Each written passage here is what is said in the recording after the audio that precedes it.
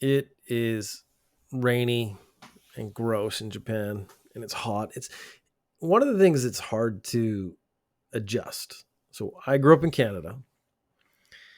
In Canada, it rains, and then after it rains, it gets cooler. In Japan, it rains, and during the rain, it's gross and hot. And after the rain, it's still gross and hot, often grosser and hotter.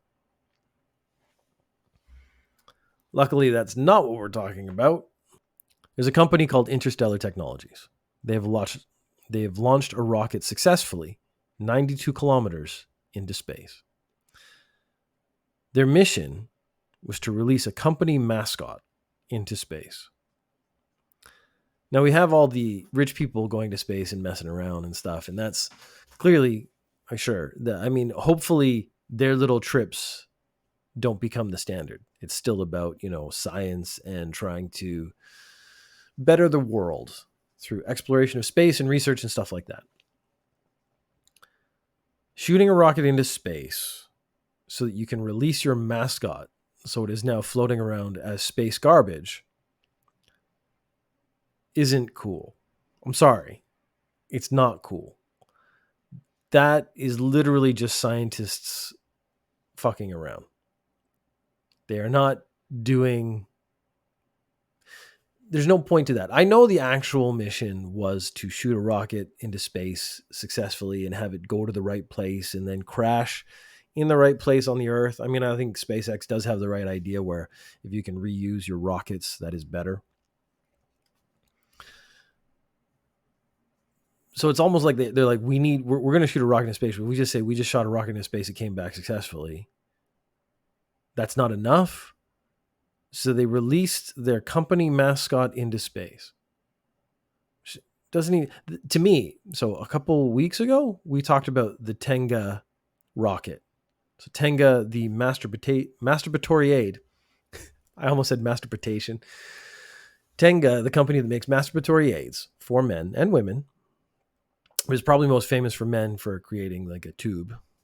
If I have to explain how the tube works, we might have to change some of the settings. I just realized, no. It says Ninja News Japan podcast recording and then action adventure game RPG and stealth. I didn't change the tags from the Assassin's Creed thing. So if anyone is here looking for stealth action, the action will be very stealthy because you're not going to see any of it. Okay. But the Tenga mission was actually more valid than this because we might make fun of the idea of masturbating in space, but keeping astronauts healthy in different ways is actually a significant consideration.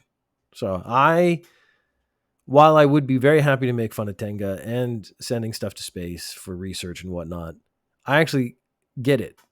If you're going to be in space for, let's say, because some of the guys on the International Space Station, they've been there for like a year and stuff, right? They have needs that need to be taken care of, but you also have to be very careful of mess. So Interstellar Technologies shot a rocket into space, and the fact that they just like made space garbage, releasing their mascot into space is not, to me, a valid space mission. It would have been better to just crash the rocket successfully, which is a weird sentence, but that's actually what they're trying to do. And then I read the next part. The rocket was called Momo 6 because, of course, a Japanese rocket has to have a cute name. It can't be, because when you say like ship names, I always think of Star Trek. I think of the Intrepid, the Defiant. These are strong names. I do not believe that Momo, and it's Momo 6, which means there's been like maybe 5 more of these in the past. I do not believe that Momo is the kind of name. Now, they're not going for intimidating. But the problem is you're setting up some kind of a tradition. So when countries become, independent planets or something, so you have a planet that is primarily Japanese people because they colonized it, and they start making their space fleet, which will be the basis for the future wars we encounter. The Americans. So I immediately started thinking of American car names like the Dodge Ram, which is an ironic name if you think about it. But the Charger the I am now blank. Mustang. There's lots of big birds and animals and stuff. Pontiac Firebird. So you have the spaceship Firebird comes up, and this is a moment in interstellar history when the two ships will engage in the first space combat, and they come up against the Firebird comes up on the Momo. I think maybe we have a bit of an issue that they haven't thought about the future historians who have to write about the first space battle between Firebird and Momo-chan. Ironically, Momo-chan wins by shooting Tenga rockets at it, and all the other guys are like, "Oh no, it's hit my penis." See, I'm not above masturbation. I'm creating a new word, and it is masturbatory and masturbation put together. Masturbatory. Masturbation. Going to end this segment and move on. I don't know if I'm tired. I got my vaccine. I'll tell that story at the end. This is a neat fraud case. A man was committing fraud. That's it. That's the whole story. A man was committing fraud. It was neat. In Japan, I've been using LinePay. If you were here with me more than a year ago, probably a year and a half ago, you got to hear about my experiments where I tried LinePay, PayPay, used my Manaka card as my primary mode of payment, just to see like which one was the best for me. Because I already had Line on my phone, LinePay made a lot of sense because I didn't really have to install any apps. I didn't have to do anything. It was already there. And then I found that they had a card and you could put money on the card and then just use that. It wasn't like a credit card, but you could use it online and stuff. That was all very convenient. So I stuck with Line. At the end of this year, so probably next year sometime, LinePay and PayPay are going to end up being the same company. When you go, you show your phone to the cashier and they scan a QR code, and then your phone and the register make a sound. Now, if you use PayPay, it's this sound. PayPay. Right? So you get that sound, and it means your phone has registered the payment, and the register makes the same sound. So mine, because it's LinePay, goes LinePay.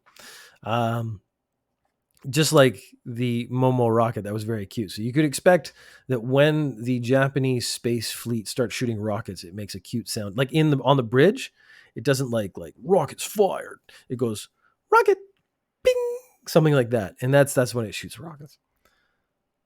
I'm just thinking that the Japanese Space Force is going to be a very cute entity to deal with, and yet terrifying at the same time. So this guy was going in, and instead of actually paying, he just set up his phone to make the sound. So it would just go and make the PayPay sound, but it wouldn't actually have paid any money. Which is very interesting. There's a couple of issues. He's not very good at fraud. This was a good plan. This was clever. I got to give him credit for where credit's due. This was a clever idea. The issue is he went back to the same place and did it, and they said about 8 times. Let me see if I got my notes. They didn't actually say how many times. They said on days when he shopped there, they found their till was short. So they immediately got suspicious. Very specific days. And then maybe the guy's a regular, so they sort of know him. Like I go to the 7-Eleven, it's like 2 blocks away from my house. That's where I go the most. I am the only foreigner that goes there. They probably recognize me. They don't say anything. They don't treat me I don't get treated special. Like I don't deserve it. But they would know who I am by now. There's a Genki near my house that I go to a lot to buy like lunch stuff. They probably recognize me. And so if they were coming up short every day I showed up there, and they would figure it out. And customers are regular. Now, they only said 8,200 yen in food, which is a very small amount. But I guess if you're buying drinks and stuff and not paying for them, I don't know if that's cumulative over time. I assume that's actually cumulative over time, not one time. 8,200 yen in one day, you'd probably notice more quickly. The problem is the register. Like I said, the register also acknowledges the payment. And honestly, when I do it, it's the register first and then my phone second. So he must have been going in there, making his phone go pay, and then walking out. And the staff didn't check the register. So there's some fault on the staff's side that this actually happened more than once. And that might be, my suspicion is that's why he went back to the same place. Because I bet he went to other places and his phone went pay. And then the staff were like, wait, that didn't actually go through. We have to do it again. You can make a fuss about that, but they don't have it in their register. The register didn't acknowledge the sale. It's pretty hard to argue with. So I'm thinking he went back because he got away with it. But as you go back, the pattern starts to become clear, and that's why he got arrested. So if he'd pulled it off a couple times and then stopped, and then maybe kept it down to a couple times a year, I actually bet he would have got away with it for a long time. But I can see a lot of places that not working. Because yes, they will acknowledge right away that you haven't actually paid. So you're done. Sorry, son, you're done. Kadokawa. I always say this name wrong. It's a big publishing company. They use books and it's multimedia, but they're famous for books. If you buy a book in a Japanese bookstore, there's a really good chance that they published it. The CEO was on a TV show, and they were talking about idle books. So it's basically 1-2 steps away from nudie magazines. So it's an idol. It's going to be in a bikini or underwear primarily. You're not going to get nudes and stuff. And they're asking, do you think this is appropriate? And he said he wanted to change the standard of what was acceptable in manga. So he was saying like bikini magazines and stuff, they're fine. But some of the stuff they do in manga, I'm not cool with. He said specifically, stuff they do in manga would not be acceptable on Apple and Google. So he's basically saying, I can't sell certain magazines or certain comics on Google. That's going to cut into profits. That actually cuts out one avenue of revenue. Unfortunately, the CEO didn't check with anybody else. CEOs tend to do this kind of thing. He didn't check with anyone else if this was cool before he did it. Kadokawa, the company, released a statement the next day going, fuck what that guy said, because he just basically started to threaten censorship. And one of the things you got to be careful about censoring is the nudie manga that nerds go up like apeshit for, because they will defend themselves and they will make an issue of it, and they will not buy your products, and they will band together to make the world a better place for pictures of nude underage girls. Anyway, they said, no, this isn't cool. When he was on the show, he was not speaking for us, the company. He gave his personal opinion, but it was inappropriate for a CEO to do that. He will now receive a 20% pay reduction for 3 months, which I'm assuming is a lot of money. Again, it's not like he lost his job. So if you're CEO of a company, you're not allowed to go off and start saying like, I intend to start censoring products that make my company a lot of money without permission, because the company's going to come back, turn around and go, no, buddy, you do not pull that crap on us right now. So he had to make an apology. He's going to get a 20% pay reduction for 3 months. They didn't give any numbers. I was very interested in what the CEO of a book publishing company, manga publishing company makes. Because you hear all the stories about like manga artists and how little they get paid and how hard they work, and like they die and have to take other jobs and stuff. And that is not a surprise that a CEO going off book and saying what he thinks and then damaging the image of his company, the impression that his company gives, that is not a surprise. And since we're on CEO news, there's a place in Japan called Tama Home. And turns out the CEO of Tama Home is an anti-vaxxer. So what happens is, he said, if you, one of my employees, gets a vaccination, you will not be promoted anymore in the company. I read a couple weird things, but one of them was like you can only do like menial jobs from now on. Like you'll be working in like a Tamahome garden, which is something I heard, which I didn't know was a thing. But basically, he's saying your prospects at this company have ended. Now, that's a pretty harsh statement. His reasoning was that once you get the vaccine, you'll be dead in 5 years. So this has caused a bit of controversy because, Japan as a country is actually very pro-vaccine. They're all trying to get people to get the vaccines. As I said at the beginning, I got my vaccine 2 days ago. It was an incredibly efficient process because of all the reporting I do on the vaccine itself and how messed up it is and how people just aren't getting it. I thought it was going to be a bit miserable. I was done in 40 minutes, and you have to sit there for 20 minutes and wait for if there's any after effects. I can't imagine it being more efficient than it was. I had my appointment time was 4:16, like not 15, 4:16. So I showed up at 4:15 and they're like, excellent, go here, go here, go here, go here. So I basically got checked in like 3-4 times. They took all my documents. They did the very classic, like, can we rub alcohol in your arm? Is there any allergic reactions? Things like that. Give me my needle. I was surprised I did not even feel any. I don't like needles, but I don't freak out. I just don't look. So they go to give me the needle. I look the other way. I waited for a long time, and then he was wiping my arm with alcohol because they were done, and he put the Band-Aid on. I did not even feel the needle go in. It was that, small. Then I had to sit there for 20 minutes, talk to my wife. I was fine. We left. That was it. I did yesterday. I felt like I'd been punched in the shoulder really hard. I can still feel it, but honestly, not at all. Like not in any real way. The president of Tamahome feels like I will be dead in 5 years. So saying to the world, you don't believe in vaccines, and anyone who gets a vaccine now is frozen in place in your company. This has had an effect. Tamahome has told its employees that vaccinated staff should not come to the office and they would be put on unpaid leave.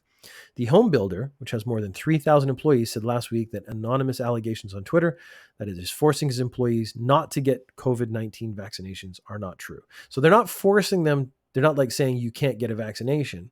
But what they are doing is saying, you have to stay home if you get it.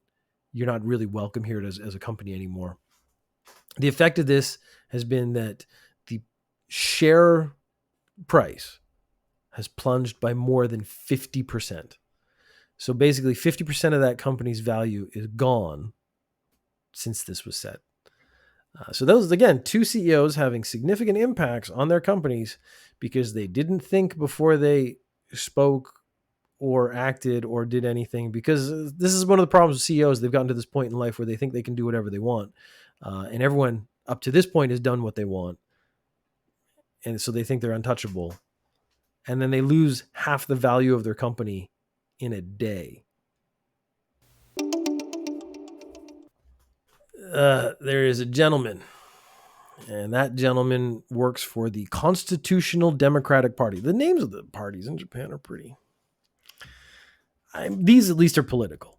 But they sound like revolutionary groups. They don't often actually sound like political parties. Like the conservatives, the Republicans, the Tories, that kind of stuff. I guess I just grew up with those names. When you say Constitutional Democratic Party, I think you're some kind of weird communist party that does not believe in the Constitution or democracy. The People's Democratic Republic of Korea, the North Korea. It's not the People's Republic. It's not democratic. It's everything not in the name except for Korea. So that's maybe where I get my opinion from. Anyways, this guy from the Constitutional Democratic Party, he's the same age as me. He says, I'm not far off 50, so I'm 49. So I'm going to quote what he says. In a meeting, I'm sorry, I haven't set this up properly. They're in a meeting. And the meeting, they're sitting around, shooting political shit. I don't know what people do in meetings. I guess they're probably strategizing about how to become more constitutional and more democratic. So he says, I know what I can do. Everyone in here respects me and loves me and thinks I'm a great guy. So I'm going to tell him what I really think. This is going to be awesome. So, hey guys, he didn't say that part. I'm just getting everyone's attention. Hey guys, I'm not far off 50, but if I had sex with a 14-year-old, I would be arrested, even if it was consensual. That's strange. Now I'm just going to let that sit with you for a second because, first of all, that is not strange. So I'm of the same age, and I would. It is 14 is the weird thing there. It's why is Japan so obsessed with 14? And it's like all the anime girls and stuff. They're all 14 years old, and I guess this is weird. That is one of the weird fetishes about being in Japan is the super underage. Okay. So I think you can guess the reaction of everyone else in the room was like, dude, what the fuck? That is not okay. You are 50. Why is it so? Okay. I think my first thought was like, what is an acceptable low standard age for me? Is if so, let's say I'm single now. I don't have a family. I'm not married or anything. I'm a 50-year-old guy. And I want to get the youngest girlfriend I can without being creepy. It's pretty young. Like 30 is fine. That's like 20 years younger. But I think no one would be like, oh, you're 30, he's 50. I don't think anyone really at that point cares anymore. When you get into the 20s, it gets into a gray zone. I think you get into opinions. But I think if the woman's over 30 and I'm 50, I don't think anyone would say anything. Isn't that enough? Anyway, so that was just a personal thought. So he said, even if there was consent, it's strange. And everyone else is like, no, it's not strange. You should not be even thinking about that anymore. You should look at 14-year-old girls as children, as they are. You creepy 50-year-old man. His comment drew criticism from both within the party and without. Again, not a big surprise. I don't know. I can't even figure out why. Why would you say it out loud? Okay, so let's say you feel this. You don't say it. Unless he had gotten to the point where he believed that everyone in his political party actually agreed with him, that it is strange that you would be arrested for having sex with a 14-year-old girl as a 50-year-old man. When it must have been a real shock. Let's put it that way. When he turned around and said, it's strange, and everyone else was like, ew, you're gross. That must have been a real shock because he clearly said this with a certain amount of confidence. I didn't get the tone. The tone I presented it with was my own. So the fallout from this is they were saying like they were going to censor him and tell him that he's going to get like all the stuff like pay cuts and stuff. So we're all right. He withdrew the comment, which I've been on a thing for the last couple of weeks when people withdraw comments, because once I say he withdrew the comment, you immediately forget that comment existed and you now think he's fine. And he also apologized on top of that. So not only did the comment never exist in the first place, he apologized for the thing that didn't exist because he withdrew it. So that is, again, a classic. I don't understand withdrawing the comment. So I'm going to unsay the thing I said. Does not make sense to me. Apologizing, yes. And so I guess he thought he was going to be okay, but then they had more conversations and he resigned. I put that in quotes because he was clearly, he'd crossed the line.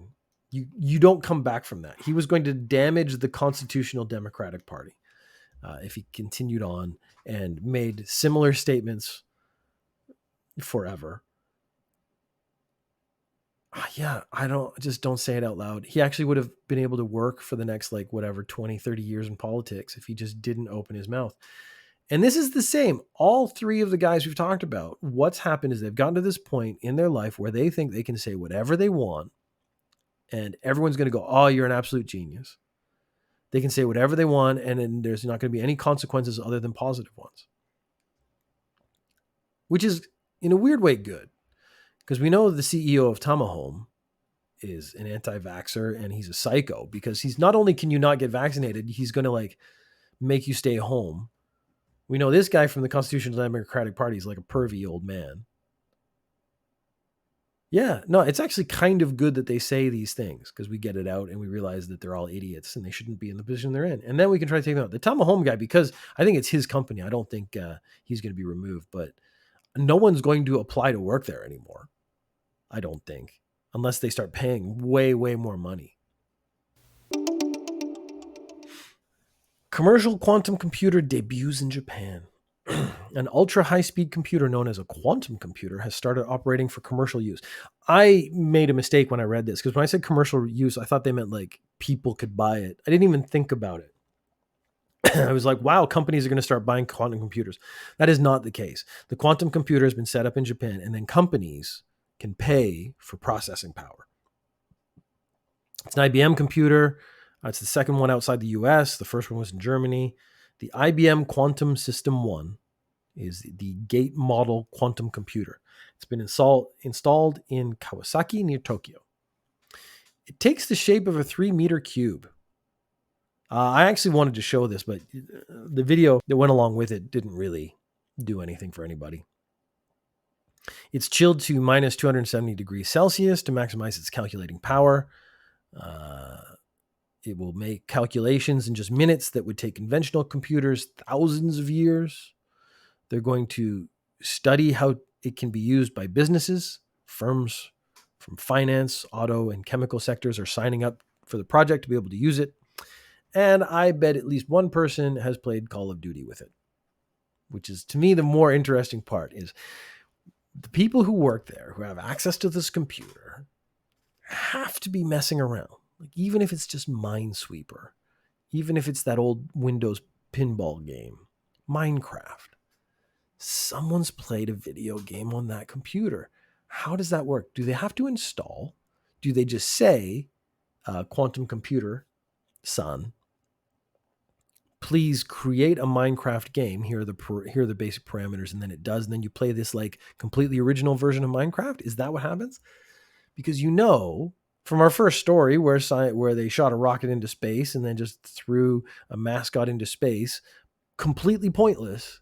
This is something that scientists do. And I know scientists love video games. They're nerds. You give them a computer with that much processing power, they're going to play a video game and not tell anyone. But what video game are they playing is the mystery that needs to be solved right now.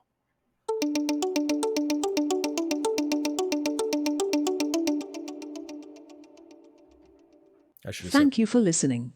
You can subscribe on iTunes, Google, Spotify, or anywhere you get podcasts.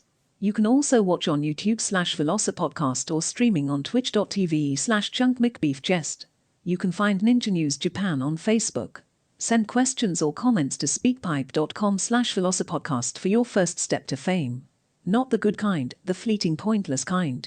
Link in the description. Check out all the podcasts in the Velocipodcast family. See McBee, Ninja News Japan, and Daily Affirmations Weekly. Recommend them to friends. Not in a desperate way, but in a cool way, like the Fonz. I just wanted the computer voice to say Fonz. Sexy out, homies. You may have noticed in this entire episode, I did not mention coronavirus cases or the Olympics once. I do have an Olympic coronavirus related story, but I saved it for after the credits so that if you didn't want to listen to it, you don't have to. Because I wanted, as I said last week, to give you a full episode that had nothing to do with the Olympics and nothing to do with coronavirus. I'm tired of it. You're tired of it. We know that. The only story of relevance, though, it was Suga. They had 10,000 plus daily cases in Japan, which is a huge number. They had 3,000 cases a day in Tokyo, which is like 3 times more than the peak at some point. There have been an 80% increase in cases. But Suga has the balls. I was very pro Suga at the beginning. My opinion of him has slowly shifted. This piece of shit that came out of his mouth has basically changed my opinion of him almost completely. He says there is no link between the 80% increase in cases in Japan and Tokyo specifically and the Olympics, which is fucking ridiculous. Of course they are linked. It's not a surprise that as soon as the Olympics started, cases immediately started going up. He said virus curbing measures, such as cutting the flow of people in public and stricter border controls to prevent the spread by foreign visitors, I think there is none. So by the none, he's actually talking about a connection between that and the increase in cases, which is a bold-faced lie. I, again, as a non-scientist, predicted this was going to happen. Actual scientists predicted this was going to happen, and then it happened. So he can take his garbage bullshit and put it back where it came from. That is awful. I'm disappointed that he would lie so bold-facedly to everyone else in the world. That is the actual end of this episode of Ninja News Japan. I'm not going to play that thing again, but I hope you enjoyed the episode where we got back to just creepy men admitting they wanted to have sex with 14-year-olds and psychopaths who don't believe in vaccination. Because that's what I really wanted this to be about in the first place.